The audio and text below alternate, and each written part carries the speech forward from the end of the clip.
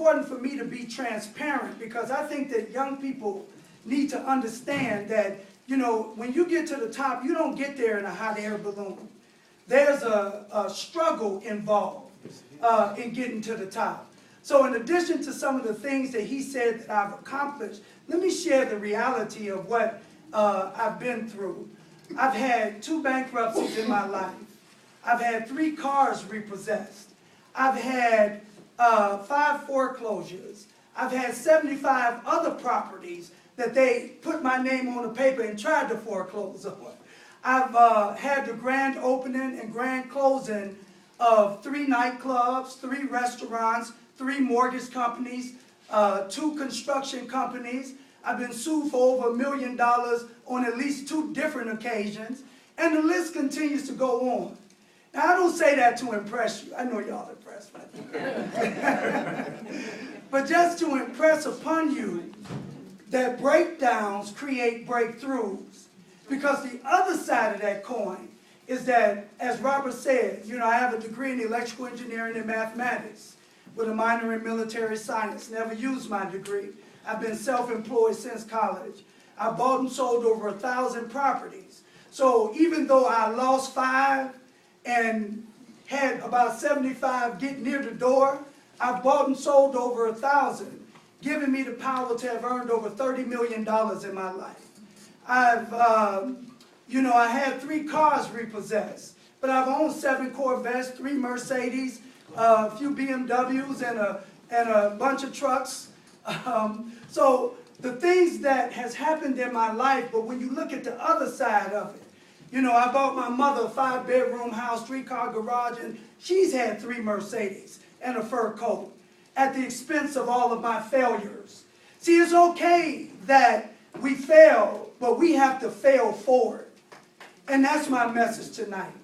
It's important, although I've had a lot of challenges in my life, things haven't been easy, I've still come out on top because I've always had the right attitude and I failed forward, and that is the key. Breakdowns create breakthroughs. Say that with me. Breakdowns create breakthroughs. See, I think part of the reason why we have some of the challenges that we have in our community is, you know, in fact, let me just share it like this.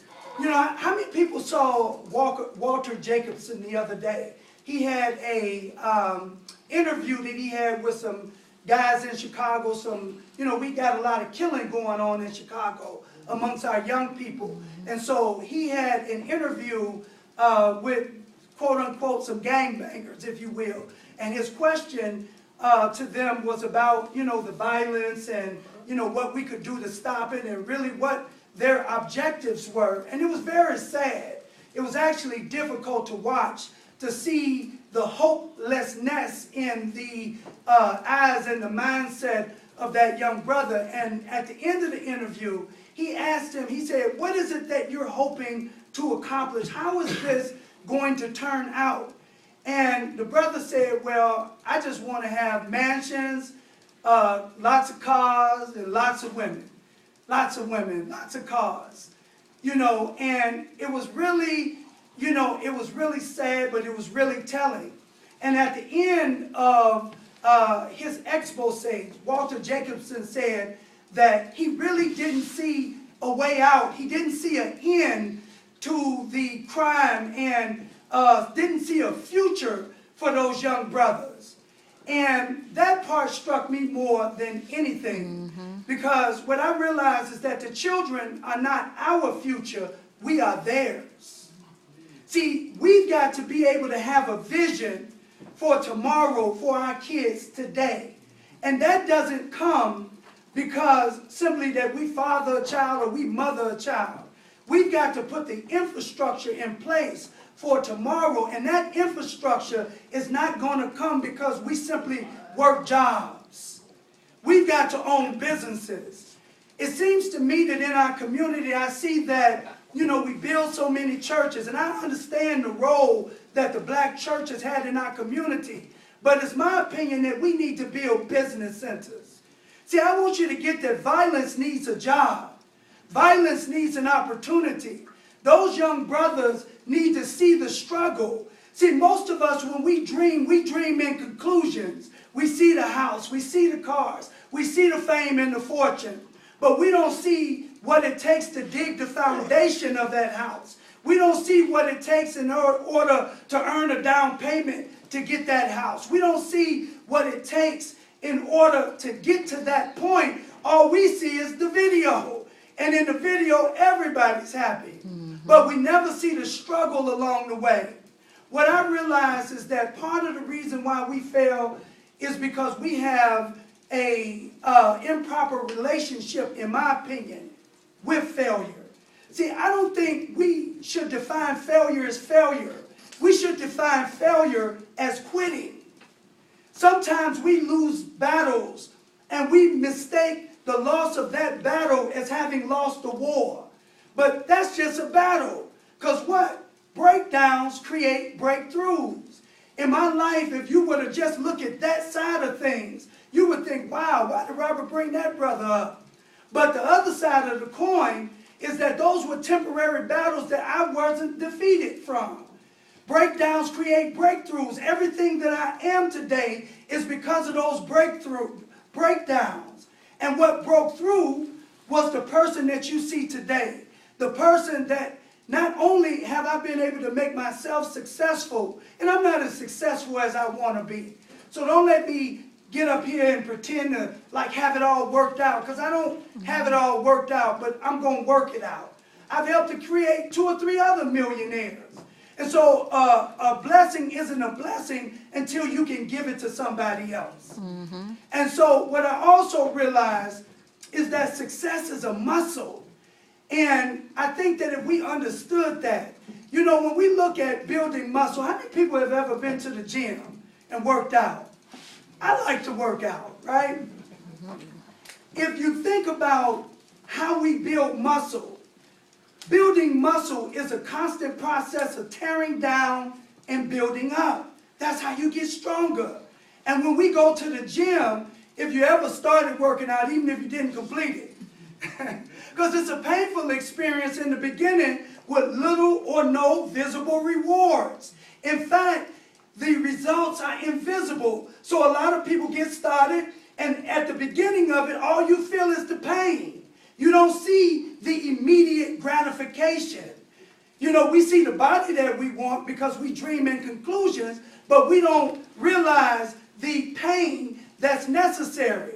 But those of us who are disciplined enough, we stay committed to that journey, and then after a few weeks we begin to see definition begin to surface, and we start liking what we see. And then you get to a point where you realize that on the other side of that pain is the results that we're looking for, and that's the pleasure. And so we've coined a phrase, those of us that work out, no pain, no gain. And what have we really done other than learn to manage resistance? See, life is the same way. It's interesting to me that, you know, we can do something like working out and we can see how the pain is relative to the gain in that particular situation. But when it comes to the things that we are striving to accomplish in our lives, we feel that pain and then we say the devil is trying to hold us back. We want to give it up to the devil. I give it up to God. Because what I understand is what? Breakdowns create breakthroughs. There is no gain without pain. That is a part of the process of becoming successful. We've got to learn not to, it's just like me going to the gym. It would be foolish for me to go to the gym, and when I get in pain, then I'm mad or I take it personal. The pain is not personal. It's a part of the mechanics and a part of the process of building muscle. There is no emotion towards it. In fact, when I go work out, if I'm not in pain, I feel like I cheated the process. So I'm saying that life is the same way. Don't expect to get anywhere in life if you're not willing to fail. See, we got to fail our way to the top. And that's the message that I think that's missing with the young people. See, we look at Michael Jackson and some of our great singers. But if you get behind the story of Michael Jackson or Michael Jordan or any of those who we call great, we see the pain and the tremendous amount of discipline that it took to get there. Michael didn't just start dancing like that. Yeah, he was talented, but he didn't just get there because he had an easy journey. In fact, we see as we look into the window of his life that he actually had a very difficult life. But at the end of it, some of us, no matter how difficult the circumstances are, we seem to come out on top. And that's a choice. That's not something that we can call fate. That's not something that the devil has any power over.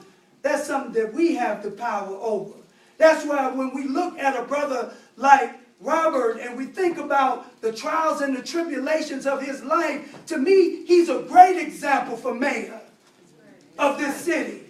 A great example. Let's give him another round of applause. Because the only thing that separates those that win in life from those that lose in life is leadership.